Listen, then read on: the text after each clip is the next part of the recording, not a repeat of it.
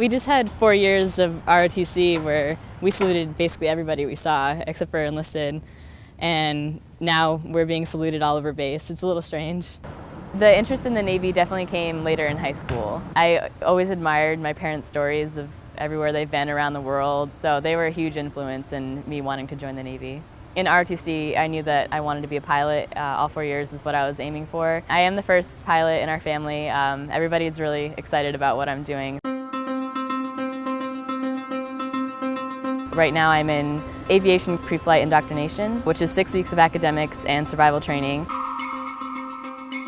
Yesterday I had engines class. Basically we learn about all the different types of engines that we could be flying someday. Having an engineering degree, a lot of the information was familiar, but it's not so much how an engine works, but what you do wrong that makes an engine not work is what will stick with us the most. After that we had navigation class. Understanding where you're at and where you want to go. That's navigation. I am Major Chad Swan, call sign Swanee, because that's the only one that's stuck after 18 years. Everybody in the aviation community has their call sign. It's a huge part of the culture. It's usually after you get your wings and you get to a squadron, then everybody just tries to make fun of you in some way and come up with a creative call sign. I think the aviation community is definitely unique within the Navy. Everybody works really hard, and we take flying and safety very seriously, but we also have a good time. To finish aviation pre-flight indoctrination, we have to pass 6 tests and we have to get through the survival training. For the survival training, we learn how to swim through the water if the surface is on fire, if there's debris on fire. It teaches us how to conserve our energy, how to float, waiting for rescue to come. Today's challenge is a mile swim in flight suit. So we put flight suits on, and it's to simulate if you were to crash in the ocean or in any body of water and you had to swim to safety. That's one thing that we get tested on. I love swimming. I was on the swim team in high school, so I'm not nervous. I'm actually really excited for it. I remember we were about halfway through and I was thinking, if I didn't have this flight suit on right now, I would have been done already. So it really slows you down. I'm focused on the engines test tomorrow and then the navigation test next week. But once in a while, especially when we're watching all these videos in class of flying and everything, it makes me really anxious to just be done with all this training and finally get into a squadron and finally be out there in the fleet.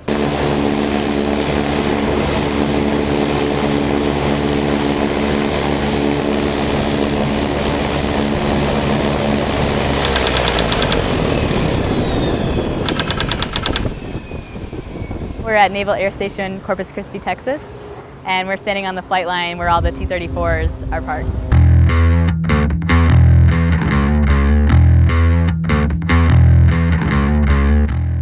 Right now I'm in the 3rd stage of naval flight training called primary.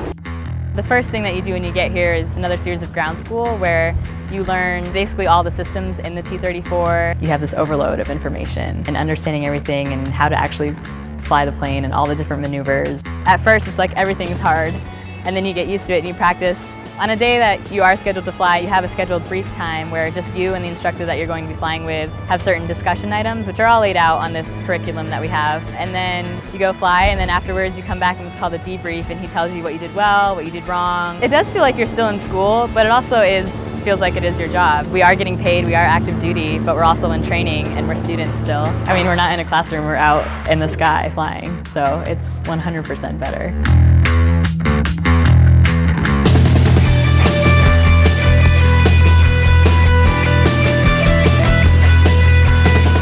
So yesterday was my 3rd solo, my 3rd time ever flying the T-34 by myself. It's a little nerve-wracking, but it's also really exciting, and I think I flew better by myself than I did with instructors because you're more relaxed. You don't have someone in the backseat constantly judging and grading you. Once everything starts to click and you finally start flying well, it becomes a lot more fun, and it's really exciting to fly. Primary on average takes about 6 months, and after we're done flying the T-34, we actually find out what we'll be flying for the Navy. You can put in a preference, but it's based on what the Navy needs at that time that you finish primary. I go back and forth every day what I want to fly. Most of the time I want jets because I figured when else can I have the opportunity to fly a jet in my lifetime. But part of me also really likes search and rescue, which makes me want to fly helicopters. So I'm not really sure exactly which one I want, but I think I'd honestly be happy flying anything for the Navy.